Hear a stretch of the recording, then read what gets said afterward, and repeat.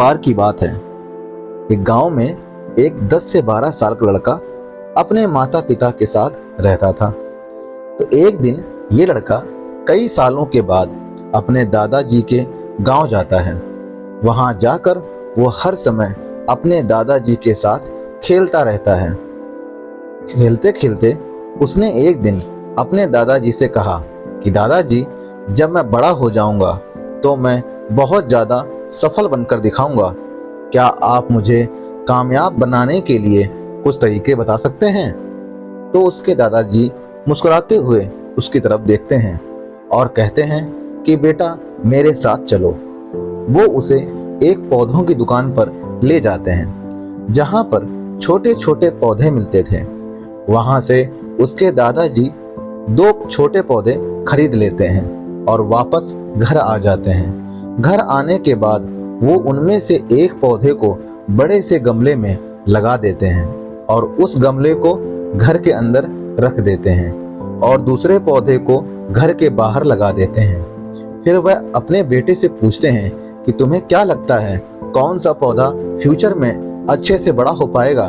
बच्चे ने थोड़ा सोचा और अपने दादाजी से कहा कि हमने घर के अंदर जो पौधा लगाया है वो अच्छे से बड़ा हो पाएगा, क्योंकि वो घर के अंदर हर प्रॉब्लम से सेफ रहेगा।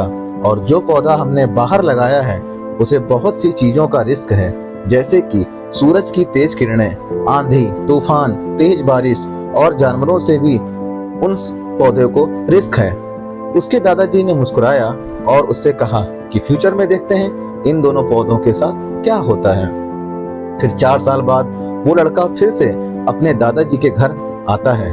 दादाजी को देखने के बाद वो फिर से उनसे पूछता है कि दादाजी, लास्ट टाइम मैंने आपसे पूछा था कि जिंदगी में सफल कैसे होते हैं, लेकिन आपने मुझे कुछ नहीं बताया था, लेकिन अब आपको मुझे बताना ही पड़ेगा। उसके दादाजी ने मुस्कुराते हुए उससे कहा, जरूर, लेकिन सबसे पहले हम उन दोनों पौधों को देखते हैं जो हमने कुछ साल पहले लगाए थे। ये कहकर उसके दादाजी उसे उसी जगह पर ले गए जहां वो पौधे लगाए गए थे। दोस्तों, घर के अंदर जो पौधा रखा था, उन्होंने देखा कि वो पौधा एक बड़ा पौधा बन चुका था। फिर वो उस जगह पर गए जहां उन्होंने दूसरे पौधे को बाहर लगाया था।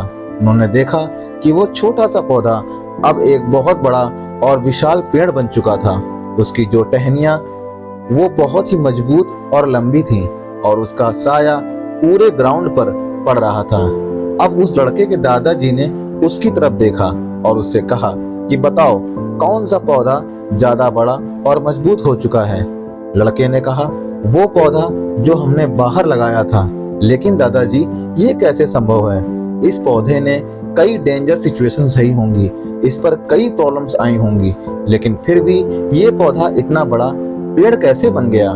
उसके दादाजी ने उसकी तरफ देखा और कहा, तुमने ठीक कहा, जो पौधा हमने बाहर लगाया था उसने कई प्रॉब्लम सही होंगी और उन्हीं प्रॉब्लम से डील करते हुए वो इतना बड़ा और विशाल हो पाया है।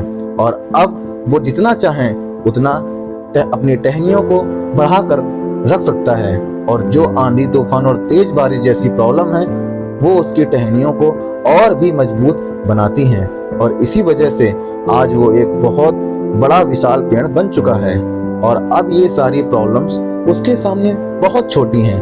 फिर उसके दादाजी ने उसकी तरफ देखा और उससे कहा कि बेटा, एक चीज हमेशा याद रखना, जब तक तुम अपनी लाइफ में स्ट्रगल नहीं करोगे, जब तक तुम डिफिकल्टीज से नहीं गुजरोगे, तब तक तुम अपनी लाइफ में सक्सेस को अचीव नहीं कर सकते हो।